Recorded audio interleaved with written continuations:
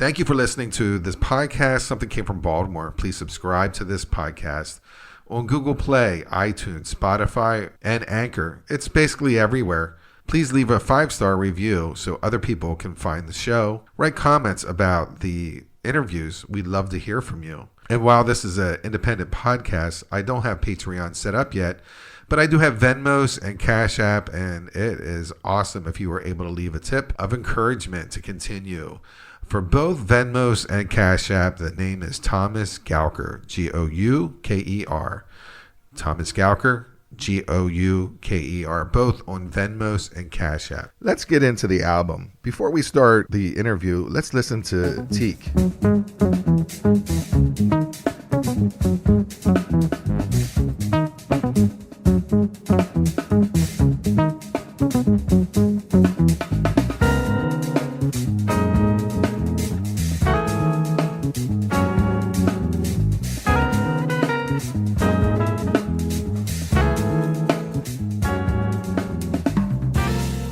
Welcome to another episode of Something Came from Baltimore. I'm your host, Tom Gauker, and we have Massimo Biolcati on the phone.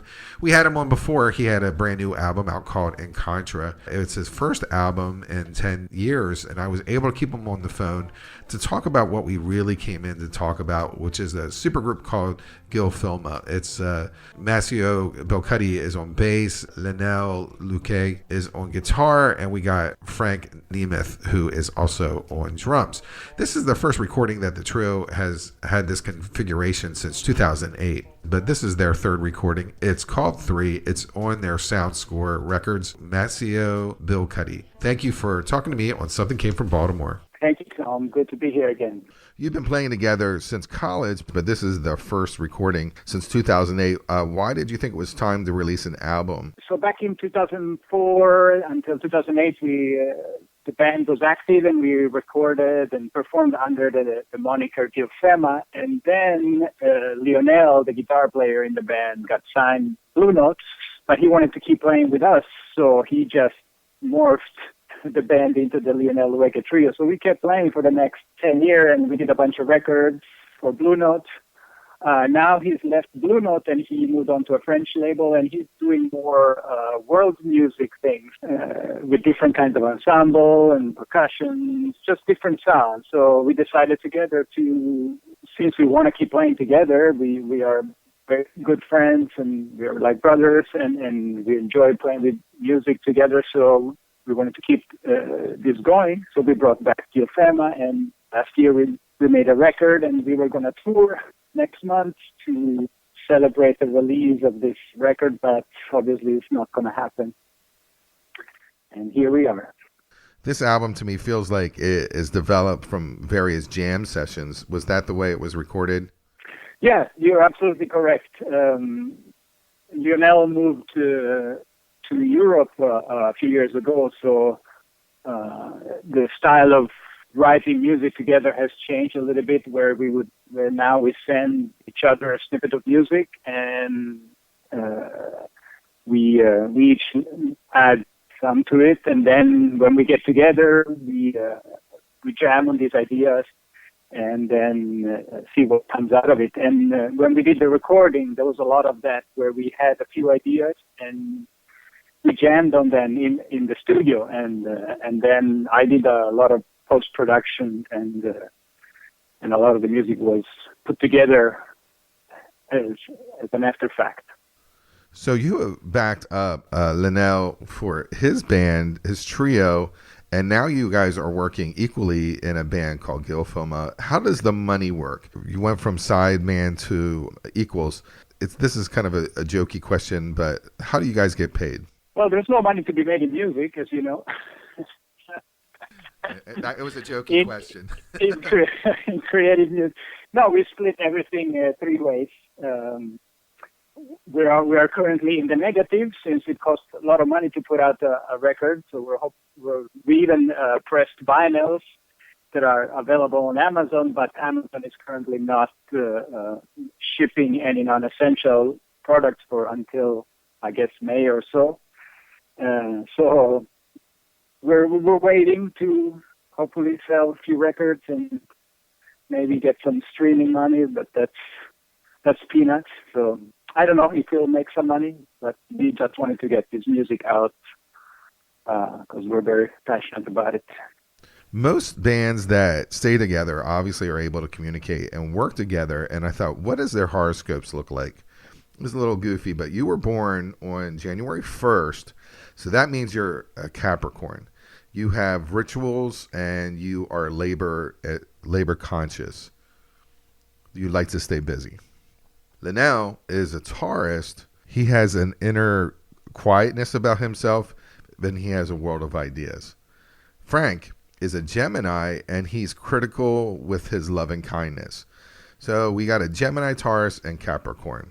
So I went through the combinations, and Frank and Linoel get along very well.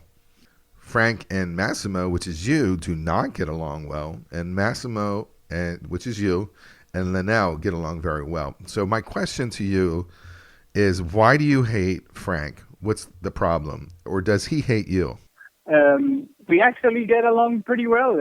We've been best friends now for almost 20 years, so I don't know. There's a Jimi Hendrix song called Little Wing. It's one of his classics, and it is completely deconstructed to a point where sometimes you forget that it is even Little Wing. Also, there's a nice little guitar version of Wes Montgomery somewhere in here. This song, it's awesome.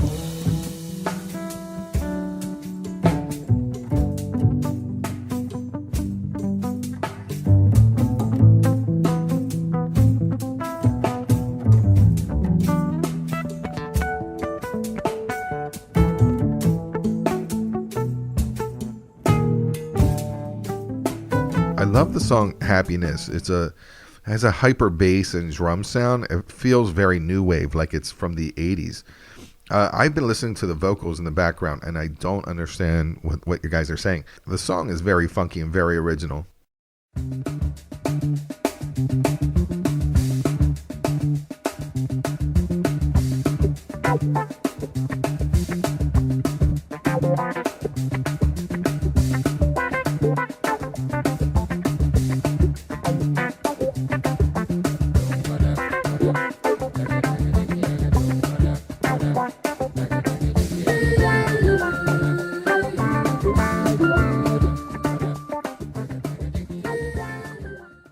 Has a very joyous bass line that this was a very much a jam song that was built in layers. And now, Requiem of a Soul feels like a jam session to me.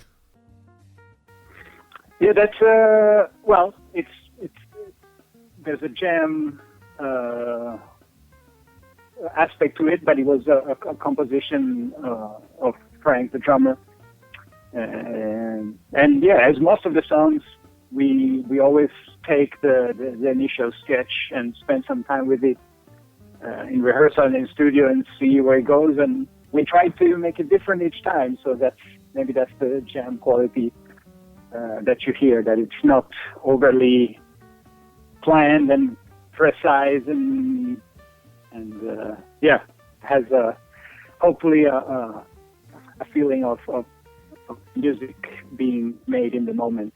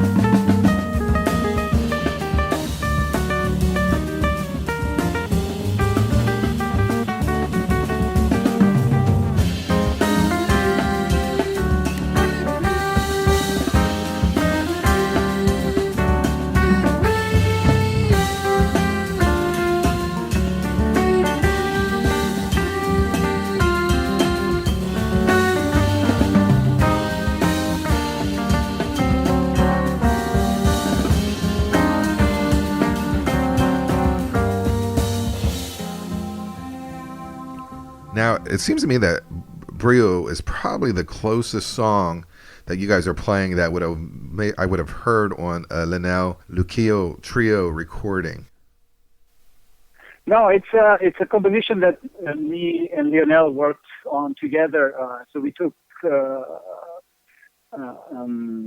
Congolese soukous music, but we made it in a different time signature and added some more jazzy harmonies to it. And yeah, we passed it back and forth. I was adding some bass lines, and he added some guitar lines. And yeah, it's pretty much.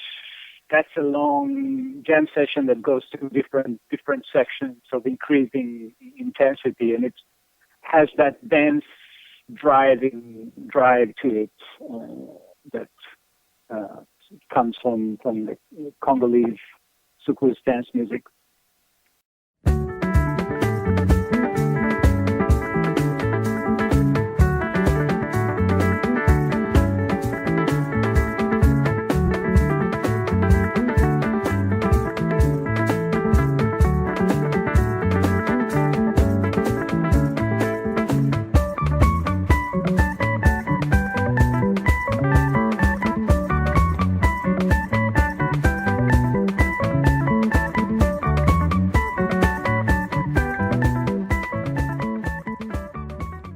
Thank you, Massimo Biolcati, for talking to me on Something Came from Baltimore.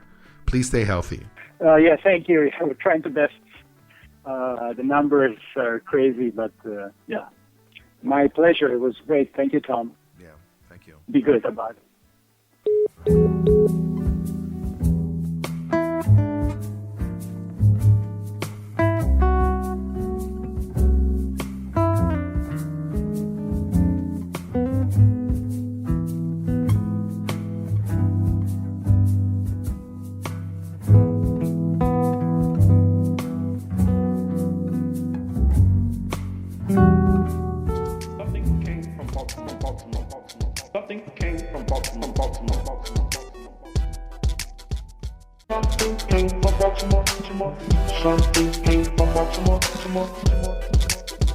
Hi, it's Tom Gauker, and I am the host of Something Came from Baltimore.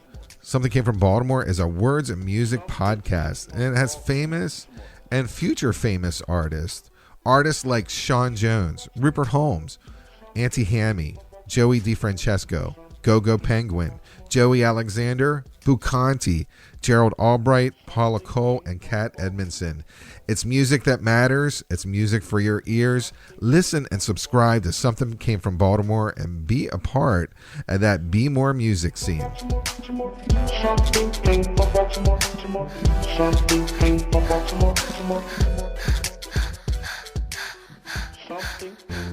Hello, all you lovely podcast listeners. My name is Danny. And I'm Mo. And we have a topical podcast called Is That My Friend? Is that my friend? I literally just said that. I'm literally not sure why you're being rude to me right now on this podcast promo. Well, what do we talk about on this podcast? Girl, we talk about everything. We talk about shoes, we talk about relationships, we talk about books, we talk about movies, we talk about theater, we talk about... All right. That's all true. We dedicate each episode to a specific topic. And as a twist, someone on the podcast does not know the topic beforehand, so they can have a more organic response to that topic. We're available on Apple Podcasts, Spotify, and more. Check us out at anchor.fm/isthatmyfriend. Okay, love you, bye.